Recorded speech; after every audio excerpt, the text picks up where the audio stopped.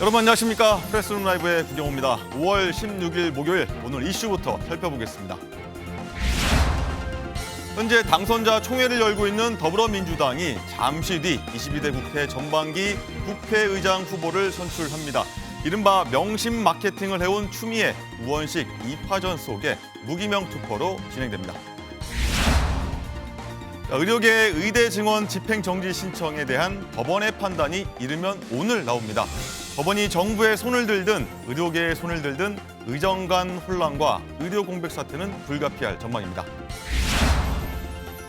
뺑소니 혐의로 경찰 조사를 받는 트로트 가수 김호중 씨가 매니저에게 대신 경찰에 출석해달라고 요청한 녹취 파일을 경찰이 확보해 조사 중인 것으로 알려졌습니다. 갈수록 커지는 김 씨의 사건 축소 의혹 저희가 자세히 살펴보겠습니다. 네, 저희 프레스룸 라이브는 60초 뒤에 돌아오겠습니다.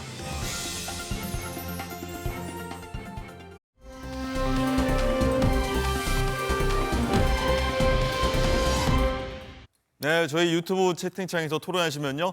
시청한 재미가 2배, 3배니까요. 많은 참여 바라겠습니다. 네, 저희 프레스룸 라이브의 뉴스 핵심 관계자, 정치 뉴스 핵심 관계자분들 나오셨습니다. 안녕하십니까? 안녕하세요. 안녕하세요. 안녕하세요. 네, 그럼 오늘의 첫 번째 주제 화면으로 만나보겠습니다.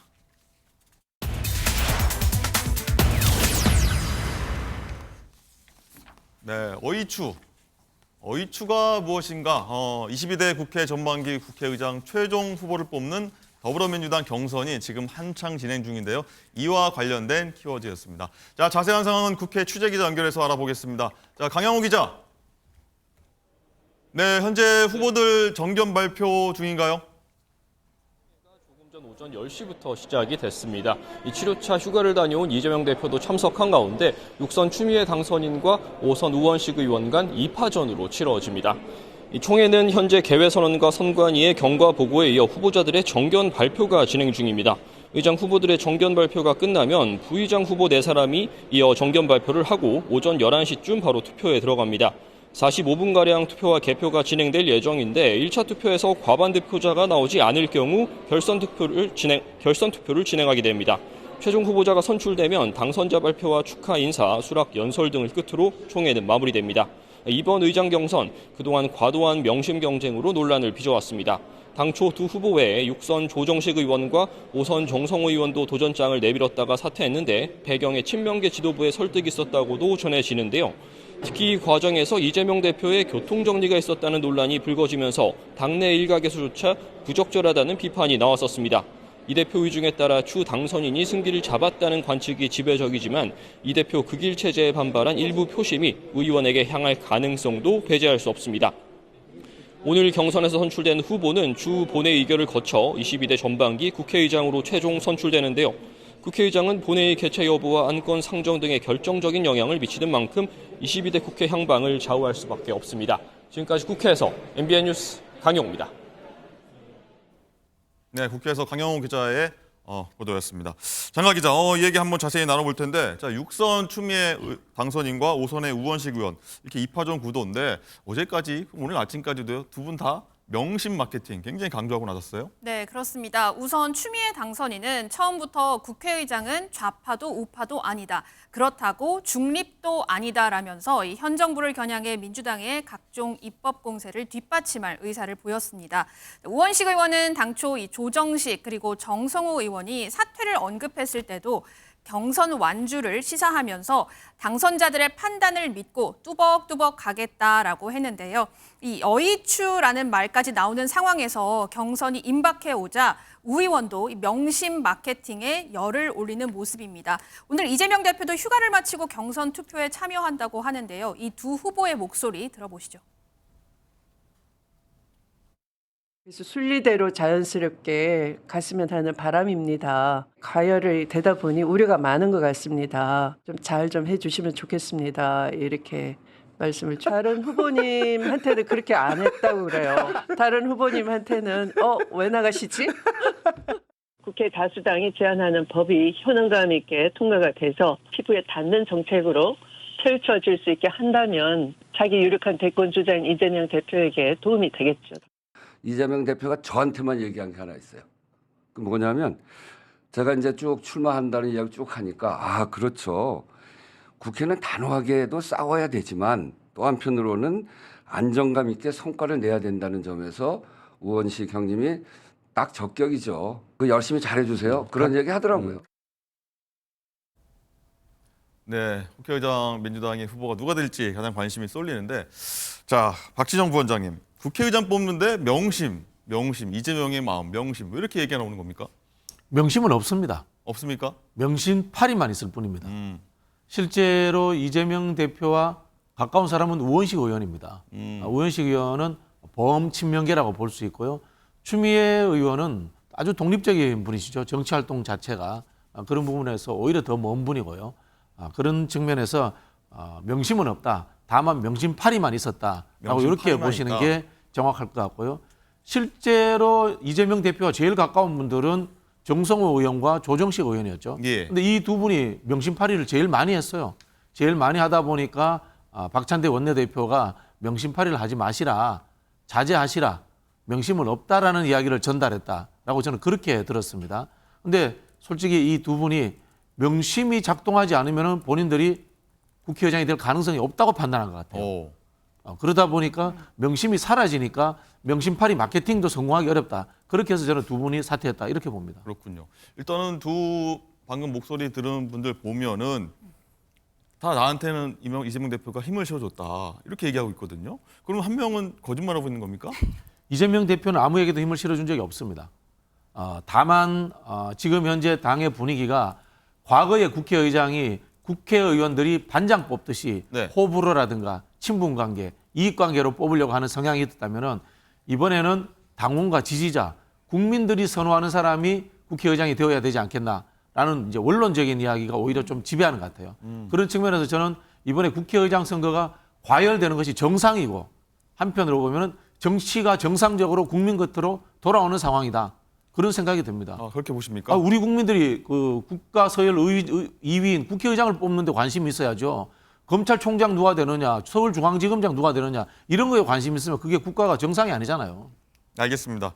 자, 강전애 부위원장님, 일단은 추 당선인은 자신이 의장이 되면 네. 이재명 대표 대권 행보에 도움이 될 거다. 뭐 대놓고 러닝메이터를 자처했다. 이런 또 비판도 나옵니다. 그러니까 지금 이제 후보들은 명심팔이를 하고 있다라고 지금 박지정 부원장님 말씀을 해주셨는데 명심 없다라는 것은 민주당의 어떤 공식적인 입장인 것이죠. 그럼에도 불구하고 우리 국민들께서 보시기에는 이미 이 내부적으로 민주당 내부에서 정리가 되었다는 것 자체가 명심이라고 봐야 하지 않겠습니까? 지금 그러한 상황이고 이거는 뭐 예상이 됐던 건데요. 이번 총선 과정에서 이재명 대표가 공천권을 행사하면서 이재명 대표 1급 체제가 됐고 이제 22대 국회 같은 경우에는 더민주혁신회의라든지 가까운 사람들이 워낙 많이 들어왔기 때문에 이재명 대표의 뜻대로 정말 진행할 수 있을 것이다라는 것들이 예상이 됐는데 결과적으로 대통령에 이은 국가서열 2위 국회의장에 대해서 야당이지만 거대 야당으로서 이재명 대표가 당 대표로서 여기에 대해 뒤에서 다 조종을 할 수 있는 것 아닙니까? 근데 여기에 있어서는 어떻게 보면 저는 정성호 의원이 좀 가능성이 있지 않았을까라고 처음에 생각했는데 네. 일단 그동안에는 다선 의원이 먼저 하는 것으로 좀 국회 안에 관례가 있었는데 5선의 정성호 의원이 출마하겠다. 그리고 친명계 좌장이라는 거 우리 국민들 다 알고 계셨잖아요. 그래서 이게 내부적으로 명심이라는 것이 정성호 의원에게 닿아 있는 것이 아닌가라는 생각했었는데 이게 내부적으로 특히 강성 지지층들이 추미애 의원에 대해서 좀 더 지지하는 모습을 보였고 거기에 대해서 이재명 대표가 마음이 흔들렸던 것으로 그렇게 봐야 한다. 결국 명심이라는 것이 이재명 대표를 포함을 해서 당 전체적인 분위기를 이재명 대표가 중심에 있다라고 말씀드려야 될 것 같습니다. 알겠습니다. 어쨌든 한민수 민주당 대변인은 명심 교통정리 없었다고 했는데 정청래 최고위원은 조금 다른 얘기를 했습니다. 한번 듣고 오시죠. 이재명 대표의 의중이 담겼을 거라고 지금 짐작하시는 거죠? 반영이 안 됐다고 말하는 것이 상당히 어폐가 있다는 생각이 들었다는 생각을 하기도 하고 국회의장은 16일 날 결정될 것이고 안 될 수도 있죠. 제 감인데 안 될 가능성은 낙타가 바늘구멍으로 들어갈 확률. 예, 어떻게 들으셨습니까? 국회의장 선출 관련해서 후보 관련해서 명심이 맞다 아니다 한번 11시 한 45분 이쯤 되면 결정되니까 저희가 한번 나중에 얘기 나눠보도록 하고요.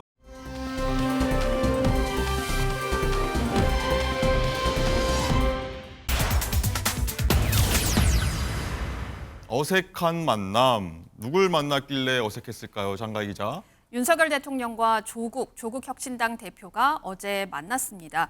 어제가 부처님 오신 날이어서요. 윤 대통령과 조국 대표가 조계사 봉축 법요식에 참석을 했는데요. 행사가 끝난 후에 퇴장할 때 주요 정치권 인사들과 악수를 나누면서 조국 대표와도 저렇게 인사를 한 겁니다. 윤 대통령은 조국 대표 눈을 마주보면서 반갑습니다라고 악수를 청했고 조 대표가 응하긴 했지만 별다른 말은 없었습니다. 두 사람은 5년 만에 공식 석상에서 조우를 한 건데요. 지난 2019년 윤석열 대통령이 검찰총장에 임명될 당시 청와대 임명장 수여식에서 민정수석이던 조국 대표와 만났었죠. 그때는 조국 대표가 윤 대통령을 매우 살갑게 대했었는데요. 그때와 어제 얼마나 온도차가 나는지 화면으로 확인해 보시죠.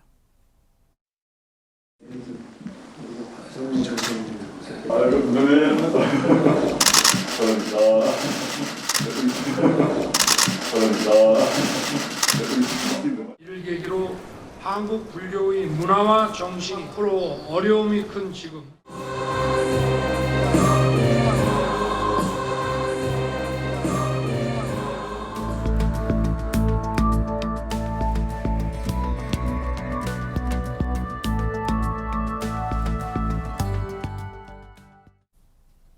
네, 5년 만의 만남, 저희가 어색한 만남이라고 키워드 잡았다고 보여드렸는데 글쎄요, 강준혜 부위원장님. 네. 잘못된 만남이었나요? 굉장히 뒤바뀐 상황입니다. 어떤 좀 강한 여운도 남겨요. 네, 어제 영상을 보면서 참 정치라는 것이 냉혹하구나라는 생각을 하게 됐는데요. 과거에는 문재인 정부에서 함께 한솥밥을 먹던 사이였는데 그 이후에 지금과 같은 상황이 되지 않았습니까? 이제 한 명은 대통령이 되었고 한 명은 실형을 받았음에도 불구하고 당대표가 되면서 그리고 그 이후에 지금 국회의원 당선인의 신분이 되었잖아요. 앞으로 22대 국회가 시작을 하게 되면은 한 당의 야당의 대표로서 그리고 대통령으로서 또 만나게 되지 않을까라는 지금 추측들도 많이 나오고 있습니다.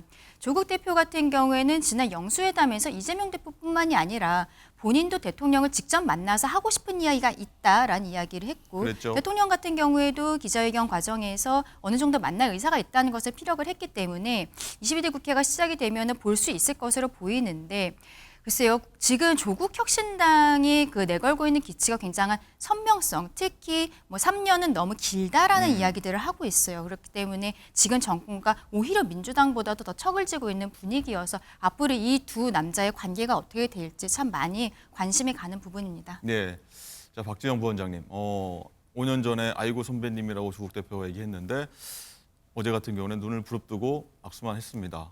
어떻게 보셨습니까? 윤석열 대통령이 남들이 못하는 인상 정치가 가능하신 것 같아요. 인상 정치. 예, 얼굴에 이 표정으로서 정치적 메시지를 낼 수 있는 것 같아요. 어떤 메시지로 읽었습니까? 덤비지 마라. 이런 느낌을 저는 받았는데요. 옛날에 유명한 정치인 중에 윈스턴 처칠이라고 있습니다. 그분이 인상 정치가 가능했던 분이에요. 네. 이 보수당으로서 이 총리를 했는데 노동당 강요들 이런 사람들을 만나면은 인상을 팍 써가지고 기선제압하고 그렇게 했다고 하는데 근데 실제로 윈스턴 처칠은 정치를 잘한 게 중간에 당적을 한번 바꾸기도 하면서 복지 정책이라든가 요람에서 무덤까지라는 네. 영국 복지 정책에 또 초석을 따쁜 사람이기도 합니다. 보수 정치인이지만은 윤석열 대통령도 사실 본인이 정치적으로 보면 가해자 입장일 수 있습니다. 그러나 좀 더 본인이 권력이 있고 힘이 있는 자리에 있기 때문에 그런 부분들을 스스로가 지금 풀 때가 되지 않았나. 저는 그런 생각도 듭니다. 조국 혁신당 이번에 성공한 것은요. 조국 장관 개인이 윤석열 대통령으로부터 탄압받았다는 것이 국민들에게서 개연성이 있다고 인정을 받은 거예요. 한편으로 보면은. 그런 부분들의 정치적 인정을 받았고 그렇게 생각하는 국민들이 다수가 있다는 겁니다. 그런 부분들을 윤석열 대통령이 인정을 하고 조국 장관이 주장하는 부분들을 수용해야 되지 않나 그런 말씀 드리고 싶네요. 예. 어쨌든 조국 대표는 윤 대통령과 만남을 희망한다고 얘기를 했고 윤 대통령 역시 만날 의사는 있다고 원론적으로 밝힌 바 있죠. 한번 목소리 듣고 오시죠. 어떤 정치인도 선을 긋거나 하지 않고 늘 열어놓겠습니다. 조국 대표는 윤석열 대통령께 만남을 청하면서 진지하게 예의를 갖춰서 드리고 싶은 말씀이 많다라고 얘기한 적이 있습니다. 안타깝게도 오늘 행사는 부처님 오신 날 행사이고 날이 날이니만큼 행사가 행사이니만큼 많은 얘기를 하고 싶었지만 자제했다. 이런 취지로 제게 말씀하셨습니다. 네, 어쨌든 선후배 관계였다가 수사 주체와 대상이 됐고 이제 특검으로 얽혀 있는 굉장히 불편한 두 사람인데 강준혜 부위원장님 일단은 두 사람 만날 수 있을까요? 만나게 되면 또 어떤 얘기를 할까요? 일단은 뭐 대통령께서도 어느 정도 만남에 대해 열려 있는 모습을 보여주셨기 때문에 저는 뭐 조국 대표와 뭐 둘이 만나게 되는 일은 없겠지만 지금 일단 원내교섭단체가 되어 있지 않지 않습니까? 이준석 대표도 마찬가지고요. 네. 어떤 야당 대표들 전체적으로 함께하는 식사 자리라든지 차담회라든지 이런 것들은 22대 국회가 시작하고서는 곧 있게 되지 않을까라고 생각을 합니다. 사실은 그동안에 대통령의 어떤 불통 이미지, 야당 대표를 만나지 않는다 이러한 이미지들이 있었는데 이번 영수회담이 있었고 그리고 그 이후에 앞으로도 계속 보자라는 이야기들을 하지 않았습니까? 뭐 구체적인 날짜를 잡거나 뭐 분기별로 보자, 1년에 한 번 보자 이런 얘기는 없었지만 이런 과정들을 봤을 때는 대통령께서 어느 정도 그 좀 대화를 하는 자세들이 변화해가는 모습이 있어서 여기에 있어서도 조국 대표 그리고 이준석 대표를 포함을 해서 야당 대표들과 함께하는 모습이 저는 아마 22대 국회 시작하고 곧 만들어지지 않을까라고 생각합니다. 네, 곧 만들어지지 않을까 전망하셨고요. 박정 부원장님, 일단 조국 대표가 많은 얘기하고 싶었지만 어제 자제했다고 했습니다. 만나게 된다면 어떤 얘기를 뭐 던지게 될까요? 그 영화가 생각나네요. 뭐 그 김영철 씨 있지 않습니까? 넌 나에게 모욕값을 줬어. 그 이야기하는 것처럼 저한테 왜 그러세요? 가장 먼저 그 얘기를 할 거다. 저한테 왜 그러세요? 이런 이야기를 할 것 같아요. 뭐 조국 장관은 문재인 정부 시절에 윤석열 대통령에 그렇게 뭐 악의적인 감정을 갖고 있지 않았잖아요. 그런데 저한테 왜 그랬어요? 좀 그런 이야기 사적이면은 할 수 있을 것이다. 그런 생각이 들고요. 조국 장관이 저렇게 웃고 있지만은 온 가족이 엄청난 압박을 받았잖아요. 부인도 3년 이상 감옥살이를 했고 본인도 지금 현재 이제 대법원 판결만 기다리고 있고 그게 윤석열 대통령이 검찰총장이 되고 하는 과정 속에서의 갈등이 없었다면은 본인에게 없었을 일이 아닙니까? 그런 부분에서 참 정치라는 게 냉혹하다라는 생각이 드는 게 이 가족의 그런 아픔을 딛고 또 어떻게 보면 정치적인 복수를 하기 위해서 이 자리에 다시 섰고 그리고 또 복수의 마음을 갖고 있으면서도 겉으로는 웃어야 하고 참 우프입니다. 그런 의미에서 조국혁신당 이제 당으로서 22대 국회 시작하면 처음 하겠다는 게 한동훈 특검법 하겠다는 거 아닙니까? 네. 그러니까 그런 부분이 어떠한 사적인 복수를 국회에서 하겠다라고 보는 것이 아닌가 그런 생각도 듭니다. 네, 우리 정치가 좀 슬픈 단면이기도 하다 이런 생각도 들고요.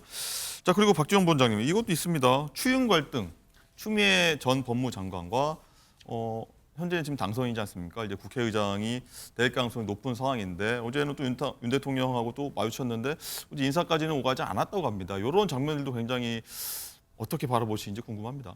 조국 대표가 국가 행사장에서 자주 뵐 거다 그런 이야기 했지 않습니까? 네.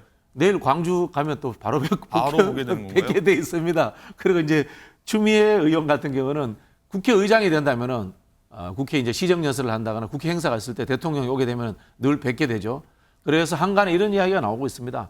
추미애 그 의원이 국회의장이 되면은 미국의 낸시 펠로시 하원 의장처럼 트럼프 대통령이 엉터리 연설문 갖고 하면은 찢어버릴 수도 있다. 그런 이야기도 가지고 나오고 있거든요. 예. 또 일설에서는 윤석열 대통령이 싫어하는 정치인 F4가 있다. 이준석 대표, 그다음에 조국 대표, F4입니까? 예, 추미애 의원, 이재명 대표 이 네 분인데 이준석 대표는 이제 대표를 그만두기로 했으니까 자주 만나기 어려울 거고 나머지 분들은 의전적으로 만날 수밖에 없습니다.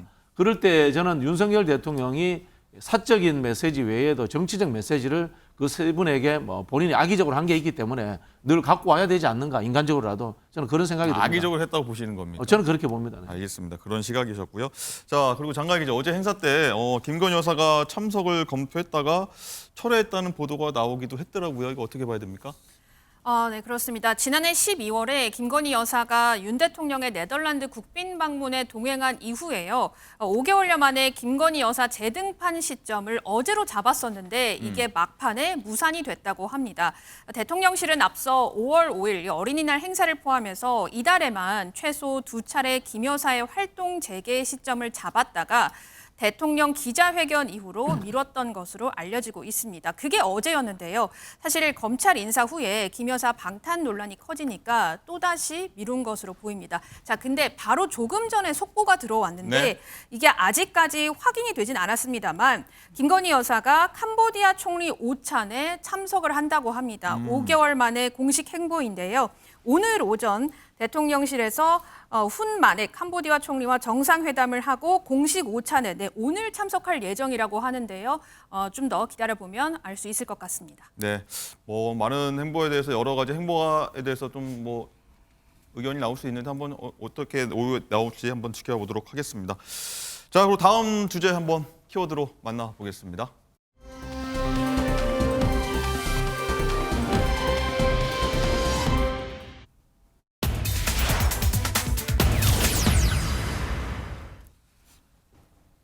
네, 검찰 검사장급 인사 파장이 쉽게 가라앉고 있지 않은데 일단 민주당은 김 여사를 보호하기 위한 물갈이라고 해석하는 반면 국민의힘은 어떤 절차에 따른 것이다 이렇게 인사라고 맞서고 있는데 장할 기자, 일단은 어제인가요? 홍준표 대구시장이 김 여사 방탄이 아닌 상남자의 도리다 이 얘기로 굉장히 좀 정치권이 시끌시끌했는데 오늘 또 얘기를 했다고요? 그렇습니다. 우선 이 검사장 인사가 자기 여자를 보호하는 건 방탄이 아니라 최소한 상남자의 도리다라면서 윤석열 대통령을 방어해준 것 아니냐 이런 논란이 있었죠. 이에 대해서 홍 시장이 자신의 온라인 소통 플랫폼 청년의 꿈에서 이거 쉴드 메시지가 아니라 상식적인 접근이라면서 사람 미워하기 시작하면 한이 없다라고 답을 했습니다. 오늘도 홍 시장이 이런 얘기를 했는데 내가 윤 대통령 옹호하는 건 그의 정책이 좋아서가 아니라 2017년 탄핵 사태 재발 막자는 거다라고 했습니다. 당초 홍 시장은 검찰 인사에 대해서 자기 여자를 제자리 유지하겠다고 하이에나 떼들에게 던져주겠냐라면서 자기 여자 하나 보호 못하는 사람이 5천만 국민의 생명과 재산을 지킬 수 있겠는가라고 했었는데요. 이 홍 시장 발언에 민주당 이렇게 얘기했습니다. 그 표현도 상당히 홍준표 시장이 거칠게 하셨더군요. 하이에나 떼들에게 내던져 주겠냐, 자기 여자를. 이거는 하이에나 떼들이면 그러면 야당입니까? 아니면 김건희 여사의 수사가 필요하다, 특검이 필요하다는 대다수 국민들이 하이에나 떼입니까? 강준혜 부위원장님, 네. 하이에나 떼 얘기까지 하면서 좀 물고 늘어지기 네. 혹은 지적인데 뭐 지칭한 하이에나 떼는 누굽니까? 그러니까요. 저도 이 발언이 굉장히 SNS에 올린 글이지만 부적절하다라고 생각을 한 부분이 일단은 윤석열 대통령이 이번 검찰 인사에 대해서 일단은 김건희 여사를 방탄하기 위한 것이다라는 전제 하에 글을 쓴 것이 잘못되었다라고 말씀드리고 싶고 그리고 지금 한민수 대변인이 이야기한 것처럼 하이에나 때라는 것이 지금 어쨌든 아직 김건희 여사에 대한 수사가 마무리가 되지 않았고 여기에 대해 국민들께서 어느 정도 의혹의 눈초리 보고 계시는 것이 사실이거든요. 그렇다면 민주당뿐만이 아니라 국민들까지도 여기에 대해 조금 안 좋게 보고 계신 국민들까지도 하이에나 때라고 말한 것으로 볼 수가 있어서요. 홍준표 시장이 이거 쉴드 메시지 아니다라고 오늘 다시 한번 의견을 밝히긴 했습니다만 네, 상식적인 접근이었다. 네, 쉴드나 이런 것들의 문제가 아니라 일단 기본적으로 굉장히 전제 자체가 잘못되어 있고 표현도 잘못되어 있다. 이러한 표현들은 국민의힘에도 도움이 되지 않는 이러한 메시지다라고 말씀을 드리고 싶습니다. 예, 박진영 부원장 상황도 궁금한데 쉴드가 아니라 상식적인 접근이었다. 하이에나 떼는 누굴 지칭하는 거냐? 어떻게 보십니까? 저는 쉴드가 아니라 이거 조롱 같아요. 조롱인가요? 네. 왜 자꾸 그 홍준표 시장 같이 이 여론에 민감하고 알만한 분이 이런 메시지를 자꾸 낼까요? 오히려 그 김건희 여사를 쉴드하는 척하면서 조롱하는 게 아닌가 뭐 이런 생각도 들고요. 그리고 뭐 상남자 이야기를 하시는데 대통령이 자기 부인 지키라고 있는 자리가 아니잖아요. 그렇지 않습니까? 옛날에 유명한 제가 중국 고사가 생각납니다. 주나라 때 이야기인데 네. 포사라는 엄청난 미인 황후가 있었어요. 이분이 웃지를 않는 거야. 그 왕 이름은 기억을 안 나는데 왕이 이 부인을 웃게 해주려고 오랑캐들이 오면은 이제 이 봉화불을 올립니다. 봉화불을 계속 올리니까 이 신하들이, 이 장군들이 오랑캐들이 쳐들어온 줄 알고 계속 막 모여들어요. 예. 그러니까 이 포사가 웃어요. 그걸 보고 계속 막 불을 올리고 하는 거야. 그래 나중 되니까 진짜 오랑캐가 쳐들어왔는데 신하들이 지키러 안 와요. 이게 비슷한 이야기거든요. 자기 부인 지키는 게 이 국가의 지도자의 상남자의 역할이 아닌 겁니다. 국민과 백성을 지키는 게 상남자로서의 대통령의 일이거든요. 대구시장 일을 열심히 좀 하셔야 될 것 같습니다. 네. 대구 시민들을 지키기 위해서. 알겠습니다. 어제 또 정치 구단이라고 불리죠. 박지원 당선인은 또 이런 얘기를 했습니다.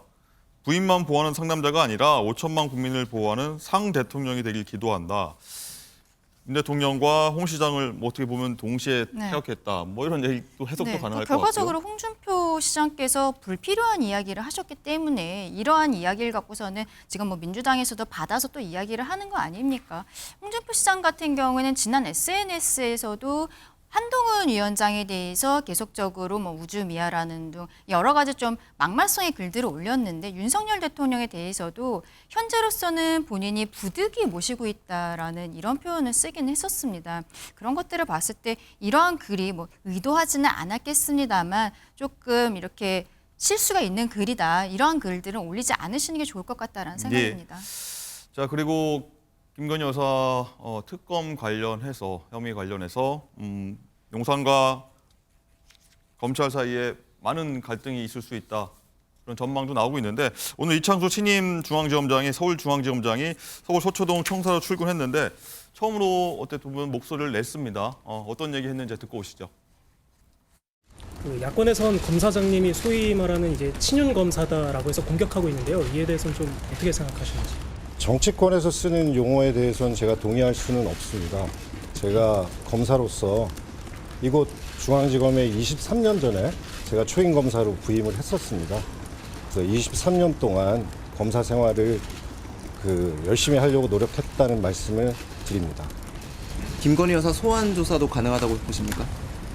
그 구체적인 부분에 대해서 말씀드리긴 지금 단계에서는 어렵지만 제가 업무를 빨리 파악해서 수사에 필요한 충분한 조치들은 취할 생각입니다. 어떻게 보면 친윤 인사라고 분류되기도 해서 과연 수사를 제대로 할 수 있을까라는 의혹의 논출도 있긴 한데 강준혜 부위원장 어떻게 보십니까? 엄정 수사하겠다는 취지인데 그렇게 하리라고 보십니까?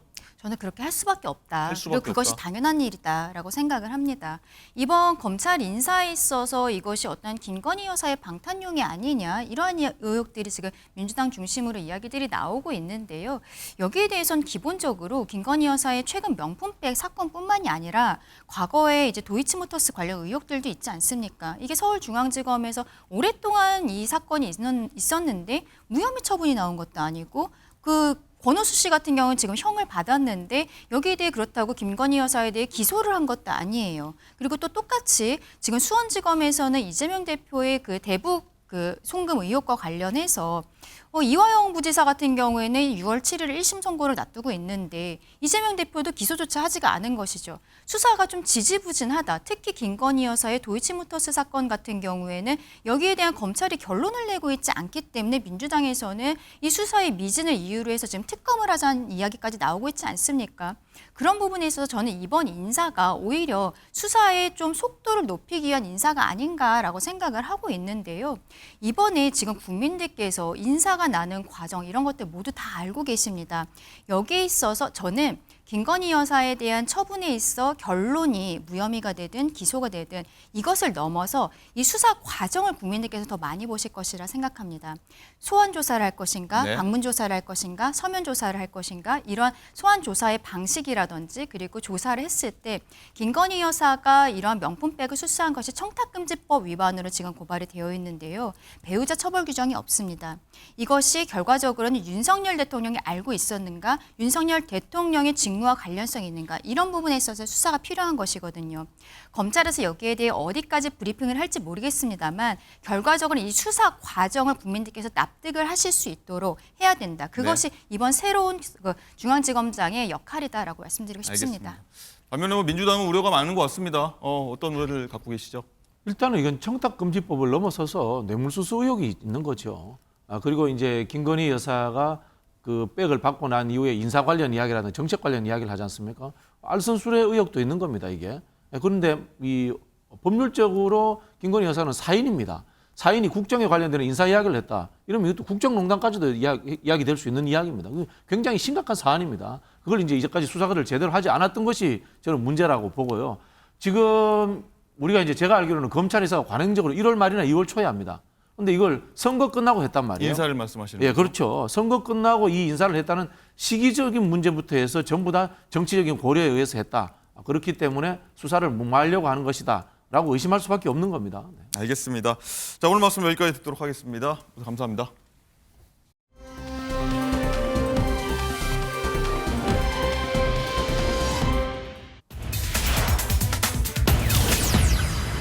네, 공황. 바로 트로트 가수 김호중 씨의 뺑소니 논란 관련 얘기입니다.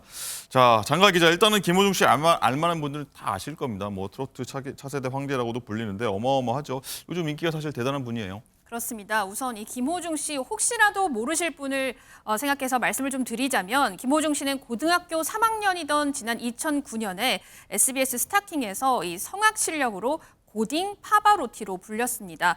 부모님이 이혼하시는 등 아픔을 겪고 또 불우한 환경에서도 실제 성악가로 성장을 했는데요. 영화 파바로티의 실제 인물이기도 합니다. 네. 김호중 씨가 많은 팬들의 사랑을 받게 된 건 2020년 한 트로트 경연대회에 출연하면서부터인데 트로트를 부르는 파바로티다라고 해서 이 트바로티라는 별칭을 갖고 있기도 합니다. 네, 앞서서 불법 도박 논란, 또 폭행설 등 여러 논란이 불거진 인물이기도 합니다. 예. 우선 이 사고 지난 9일 밤 11시 40분쯤 발생을 했거든요. 그 영상 먼저 확인해 보시죠. 네, 저렇게 2차선 도로에서 흰색 외제차가 달려오더니 중앙선을 넘어서 택시를 들이받습니다. 네. 저렇게 앞바퀴가 들릴 정도로 꽝 하고 부딪히게 된 건데 멈추지 않고 그대로 자리에서 이탈을 합니다. 저 차의 소유주가 김호중 씨고요. 운전자도 김호중 씨입니다. 예. 자, 이건 변호사님, 일단 여기까지 일반적인 뺑소니 사건과 약간 유사한 형태를 보였는데 지금 논란이 계속 나오고 있습니다. 하나씩 짚어보면 네. 일단 먼저 일단 운전자 바꿔치기 논란이 났는데 일단 사고 낸 후에 도주를 했는데 이것도 모자라서 처음엔 김호중 씨가 아닌 매니저가 경찰에 자수를 했다. 이게 문제인 거예요? 네, 지금 논란이 되고 있는 부분이 바로 이 부분입니다. 본인이 잘못을 했지만 그 잘못을 덮기 위해서 지금 여러 가지 불법 행위를 저지른 의혹들이 나오고 있는데요. 사건이 발생이 되고 3시간 만에 김호중 씨 본인이 아니라 김호중 씨의 매니저죠. 30대 남성 A 씨가 대신 출석했습니다. 그리고 내가 사고를 낸 것이다 라면서 허위 자백을 했고요. 그래서 경찰이 좀 이상해서 그 차량의 소유주를 확인, 즉 차적 조회를 해봤더니 그 차량 자체가 매니저 소유가 아니라 가수 김호중 씨 소유의 차였던 겁니다. 네. 그리고 이제 조사를 벌여봤더니요. 저도 검찰 수사를 해보면 허위 자백을 할 경우엔 사실은 구체적인 디테일한 사고 당시 상황에 대해서 물어보면 진술을 제대로 하지 못합니다. 차적 조회상 차량 소유주도 이 매니저가 아니고 또 조사 과정 중에 굉장히 의아스러운 점이 많아서 경찰이 집중적으로 추궁을 했고요. 그러자 이 매니저 사실은 운전한 사람이 자신이 아니라 가수 김호중 씨다라고 자백을 했고요. 경찰에서는 수차례 가수 김호중 씨에게 출석 요구, 전화와 문자로 했지만 김호중 씨는 응답이 없었다고 합니다. 네. 이훈 교수님, 일단 누군가 이 매니저한테 대신 좀 자수해달라고 부탁한 녹취 파일도 일단 발견이 확보됐다라는 게 지금 경찰 입장인데, 근데 소속사 대표는 자신이 이거를 지시했다 이런 거예요 지금. 그러니까 이제 이 사실이 지금 가장 그 중요한 사실, 누가 이 허위로 자수를 하는 것을 했느냐 이 부분인데, 예. 지금 경찰에서 확보한 부분은 김호중 씨가 부탁을 했다라고 하는 증거를 확보한 것이고요. 이것과 정반대되는 얘기가 나온 것이 대표가 내가 시켜서 매니저가 자수를 했다. 소속사 대표가 시켜서 말이죠. 그렇다 본다면 둘 중에 하나는 거짓말을 하고 있는 것이고 아니면 둘 다 또 거짓말을 하고 있는 것인가는 모르겠지만, 그런데 핵심 그 요체는 그 대표의 그 입장은 김호중 그 씨가 이른바 추돌을 해서 사고 후 미조치가 보이는 그것 이외에는 모든 거를 다 김호중 씨의 책임은 없는 것으로 얘기하고 싶은 이런 모습이 아닌가, 저는 그런 생각이 많이 듭니다. 자수도 가짜 매니저가 한 것이고 옷을 입은 그 상황도 매니저가 시킨 것이고, 그러니까 지금까지 보게 되면 김호중 씨는 특별히 잘못한 것은 사고 미조치 이외에는 없는 이런 상황이 되는 것이죠. 그렇게 만들어질 수도 있다. 만들 수 있다. 대표 입장, 그리고 뭐 음주도 사실 안 했다라고 하는 것에서부터 또 메모리 카드 이렇게 뽑은 것도 김호중 씨는 전혀 상관이 없다. 뭐 이런 얘기를 하고 싶은 것인데, 요약하게 되면 이 매니저는 뭐 친척 또 형으로도 뭐 이렇게 알려져 있다. 예. 뭐 친척 관계다. 저는 조금 의심스러운 상황이, 변호인이 혹시 일정한 조력을 해서 그 소위 말해서 그 법인 그 차원에서 만약에 이 형이라고 하는 사람이 그 뭐 8천 이내의 그 친족에 해당이 된다면 사실은 이와 같이 그 범인 도피와 관련된 것에 혹시 처벌되지 않음을 또 혹시 생각을 한 것은 아닌가 뭐 이런 또 생각도 한번 해보는 것인데요. 네. 그걸 요약하게 되면은 경찰은 김어중 씨가 내가 지금 이런 상황에서 매니저가 가짜로 자수를 해달라 분명히 요청한 녹취록이 있지만 네. 이것은 아니다. 바로 매니저가 아니고 대표 내가 했다. 네. 이렇게 부딪히고 있는 이런 상황인 것입니다. 네, 이렇게 개인 의견과 분석까지 해주셨고요. 네. 이건 변호사님 한 말씀 하시자면요. 네, 지금 소속사 대표가 이야기했던 부분이요. 사실은 추가 범죄가 인지되는 부분이 있습니다. 이 메모리 카드를 버린 것이 김호중이 아니라 다른 매니저라는 거지 않습니까? 그렇게 되면 그 메모리 카드를 인멸한 사람은요. 타인의 형사 사건의 증거를 인멸한 것이기 때문에 그 다른 매니저, 그러니까 즉 메모리 카드를 버린 사람은 증거 인멸죄가 성립할 수 있고요. 그렇군요. 만약 그 과정 중에 소속사 대표가 지시했다. 증거인멸 교사죄도 그 대표가 질 수 있는 그런 상황입니다. 예. 또 하나 의문점은요. 방금 좀 말씀하시긴 했지만 김호중 씨가 당시 음주를 했냐 안 했냐 이 부분도 굉장히 지금 논란인데 일단 17시간 만에 경찰서에 가서 음주 측정했을 때는 뭐 음성으로 당연히 나왔겠죠. 시간이 많이 지났을 테니까요. 네. 근데 이거를 밝히기엔 시간이 너무 지체됐던 거 아닙니까? 사실은 모르겠습니다. 뭐 김호중 씨가 본인이 직접 사고 미조치를 한 건 본인이 맞다라고 자백을 했으니까요. 근데 만약에 지금 경찰이 의심하고 있는 것처럼 사고 당시에 김호중 씨가 음주 상태였다라고 하면 12시간이 지난 후에 경찰 출석 연락을 계속 무시하다가 17시간이나 지나서 나타났다라는 거는 물론 뭐 본인의 건강 상태에 따라 다르겠지만 알코올이 충분히 분해되고 남을 시간 이후에 출석했던 것은 아닌가라는 의심이 드는 대목입니다. 실제로 17시간 후에 음주 측정을 했을 때는요. 음주 반응 음성이 나왔습니다. 사실 그때 쟀을 때 예를 들어 혈중 알코올 농도가 0.01%라도 나왔다라고 한다면 네. 위드마크 공식을 적용을 해서 사건 당시 17시간 전에는 그 사람이 대충 혈중 알코올 농도 한 0.08 정도일 것이다. 0.1 정도일 것이다라고 역추산을이라도 해볼 수 있겠지만 예를 들어요? 네. 그런데 지금은 아예 음주 반응이 음성이 나옴으로 인해서 위드마크 공식조차도 적용할 수 없는 즉 실제로 검찰에서는 이 사건을 넘겨봤더라도 정확히 음주운전죄로 이 김호중 씨를 기소하기는 좀 어려운 그런 상황이 되었습니다. 그렇군요. 예. 자, 장갈 기자, 의문이 이렇게 굉장히 많이 있고 있는 상황인데 여기 소속사명이 생각 엔터테인먼트라는 데인데 자, 무슨 생각인 건지 저희가 한번 듣고 싶어서 전화를 싹 돌렸는데 거의 뭐 통화가 안 되고 있어요. 그죠? 그렇습니다. 제가 오늘 오전 내내 김호중 씨의 이 소속사 대표 그리고 직원 홍보 대행사까지 통화를 좀 시도를 했는데 전화를 모두 받지 않거나 아니면 문자로 문의를 달라라고 해서 문자로 문의를 했더니 답이 현재까지 없는 상태입니다. 네. 그런데 방송 전에 가까스로 소속사 관계자와 통화를 할 수 있었는데 자 그런데 지금 우선 가장 크게 쟁점이 되는 게 운전자 바꿔치기도 있지만 앞서 말씀하신 것처럼 음주 여부거든요. 자 어제 KBS 보도를 보면 정확하게 김호중 씨가 매니저에게 음주 운전을 하다가 사고를 냈다면서 경찰에 대신 출석해달라고 한 녹취 파일이 있는 것으로 확인이 됐고 경찰도 이 파일을 확보한 것으로 전해졌다. 이렇게 명시가 되어 있습니다. 네. 그런데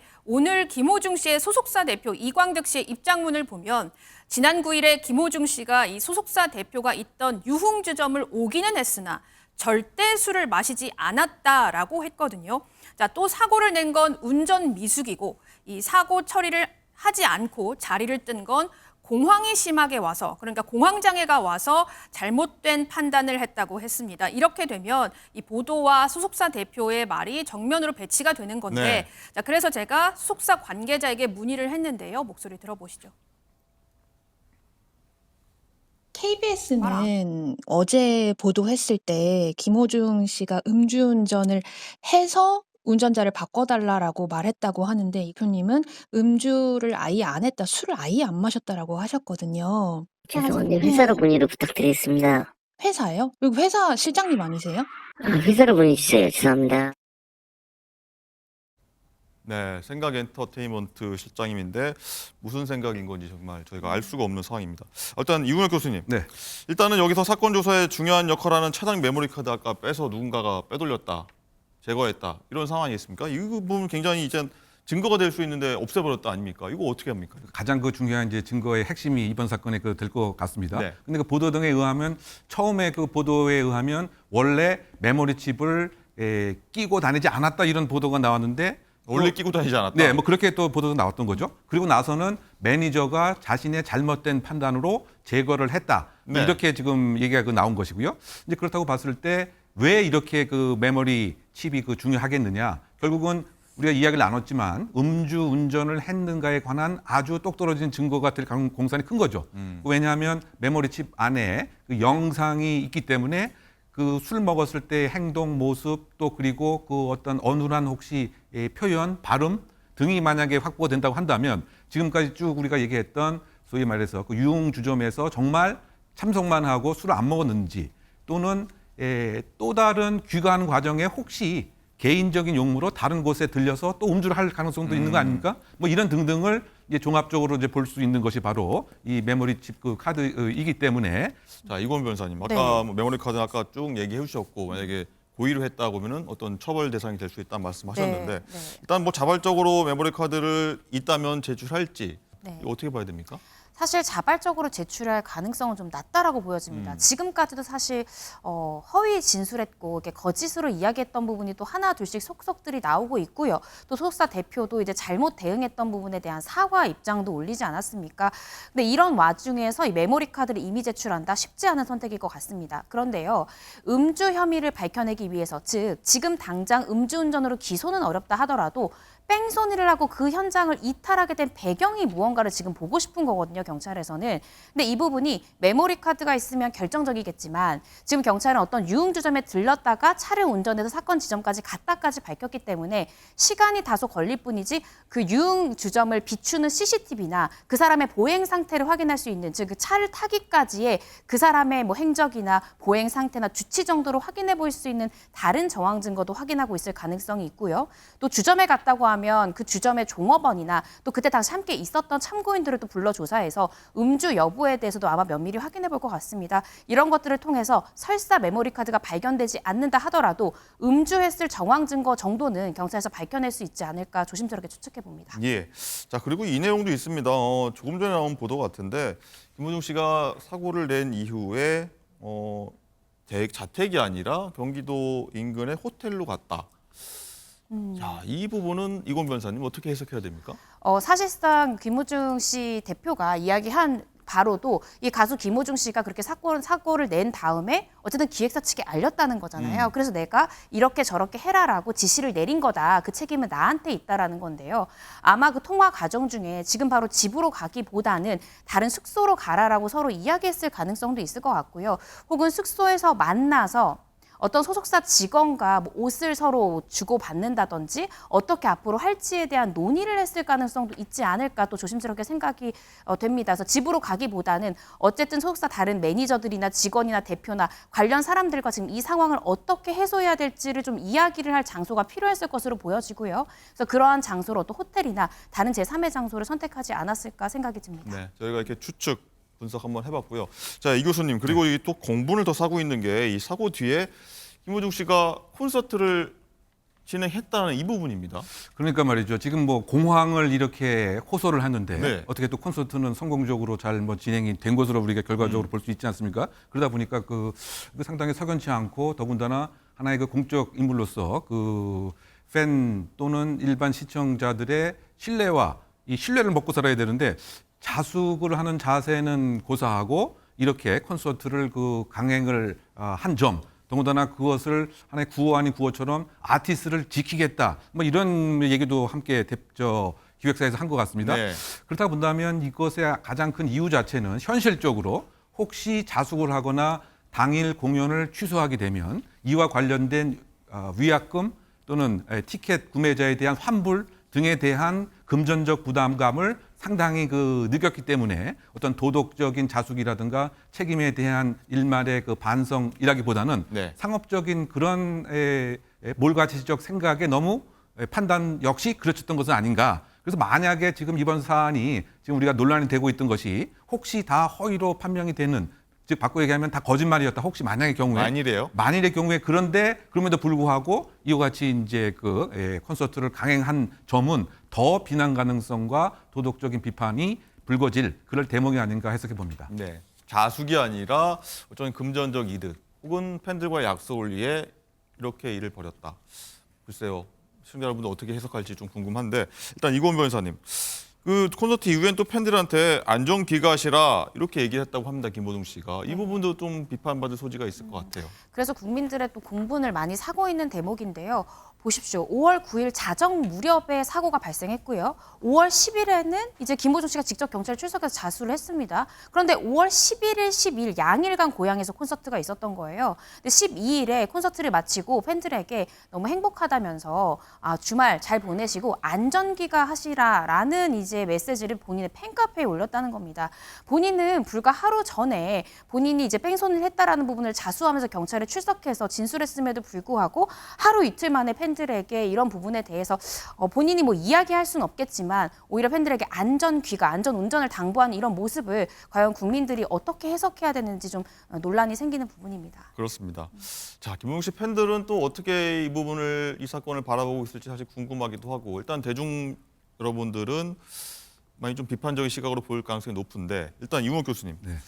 일부 팬들은 어긋난 팬심을 보이는 분도 있다고 해요. 네, 지금 그 올라온 그 댓글 등의 그 내용을 우리가 보게 되면 김호중 믿는다. 그리고 일부 보도가 김호중을 나락으로 빠뜨리고 있다.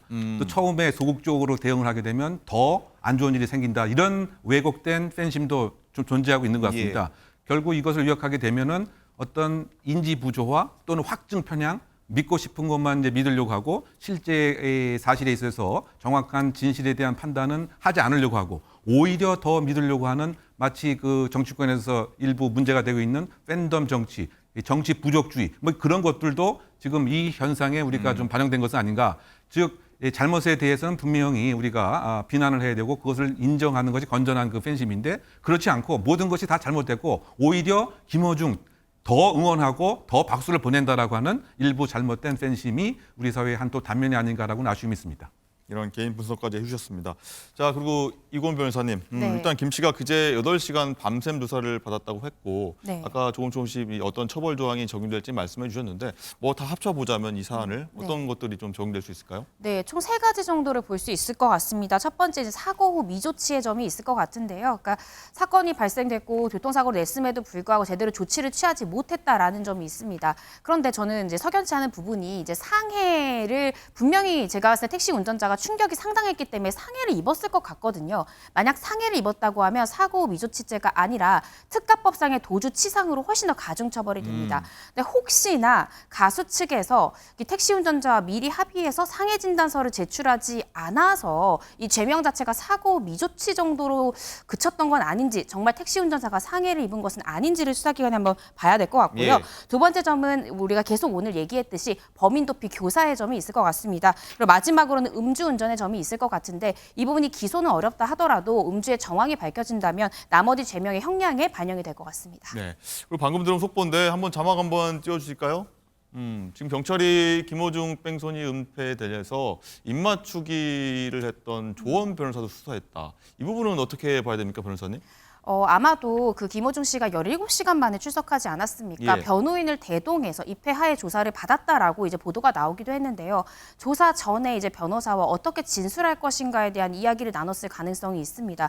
물론 변호사는 의뢰인의 이익을 위해서 뭐 진술 코치를 해줄 수 있지만 그 과정 중에 증거 인멸을 돕거나 이렇게 되는 부분에 있어서는 변호사 또한 처벌의 대상이 될 수 있고 또 변호사 징계 등이 이어질 수 있거든요. 그래서 경찰에서는 혹시나 증거 인멸이나 이런 부분에 대해서 변호사도 도움을 줬는지를 한번 수사를 해보는 것 같습니다. 네, 이 교수님도 이 부분에 대해서는 어떻게 봐야 됩니까? 입맞추기 조원 변호사도 수사에 나선다. 경찰. 결국은 이제 그 변호사의 그 역할이 그 법적인 그 조력을 하는 것이 법정에서 또는 방어권 행사인데 그것이 아니고 실질적으로 범인 이 도피에 관한 실질적인 행위를 하거나 실질적인 역할을 했을 공산이 크지 않는가 지금 그런 그 보도의 그 내용인 것이죠. 바꿔 얘기하면 아까 제가 잠깐 언급한 바와 같이 그 회사 그 차원에서 결국은 이게 그 전체적인 행위에 있어서의 그 역할을 이렇게 맡아서 이를테면 법적인 부분에서 어떻게 빠져나갈 부분 아까 제가 잠깐 언급한 것 같이 혹시 그 지금 친족이 혹시 그 8촌 이내에 범위에 해당되게 되면 역시 범인 도피에 처벌받지 않음을 혹시 또 변호사가 또 착안을 해서 모든 책임을 대표가 다 떠안으려고 하는 숨기는 이런 행위들 말이죠. 뭐 그런 것에서부터 아까 그 위드마크 공식이 이 법적인 그 증거 능력에 한계가 있다라고 하는 이런 점들 등이 아마 변호사가 중요한 조언을 넘어서는 네. 실질적인 공범적 역할을 한 것은 아닌가 뭐 그런 시각의 기사의 내용으로 생각됩니다. 네. 이건 변호사님, 일단은 입맞추기 조언 변호사도 수사한다. 네. 뭐 사실 대중의 입장에서 보면, 일반인 입장에서 보면은 뭐 범법 행위가 아닌 이상 뭐 변호사한테 조언받을 수 있다고 생각하는데, 만약에 네. 입맞추기 조언을 했다 이런 부분이 있으면 해당 변호사도 어떤 처벌을 받게 되나요?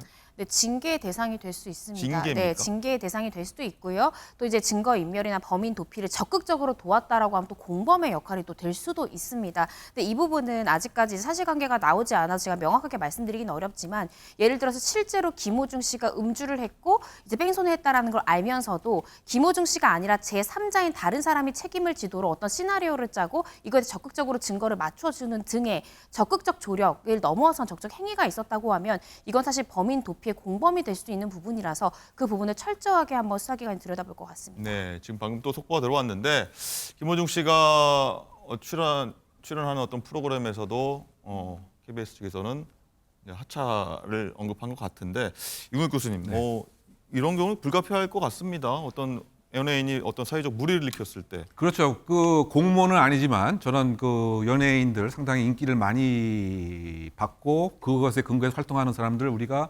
공적인 인물이다 이렇게 판단을 하고 평가를 하는 거죠. 그러니까 저 공적인 인물이 예를 들면 노래를 하고 일정한 코멘트를 하고 뭐 이런 것이 일반적인 국민의 정서에 반할 수밖에 없는 것이고요. 더군다나 지금 여러 가지 그 의혹 중에서 지금 어쨌든 명확한 거는 사고 후 미조치라는 것은 적어도 명확한 사항 아닙니까?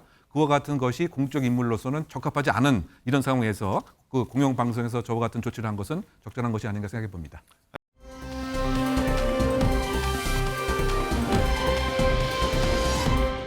라이브픽입니다. 민희진 어도어 대표와 내홍을 겪고 있는 하이브 방시혁 의장이 대기업 총수 반열에 이름을 올렸습니다. 방시혁 의장은 2005년 하이브의 전 회사인 빅히트를 설립해 그룹 BTS의 글로벌 성공을 이루고 코스피 상장 3년 반 만에 대기업 총수가 됐다는데요.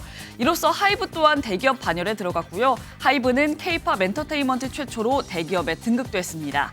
직전 연도의 자산 총액이 5조 원 이상일 때 공정거래위원회가 대기업으로 지정하는데, 하이브는 지난해 기준 공정자산 총액이 5조 2,500억 원이었다고요.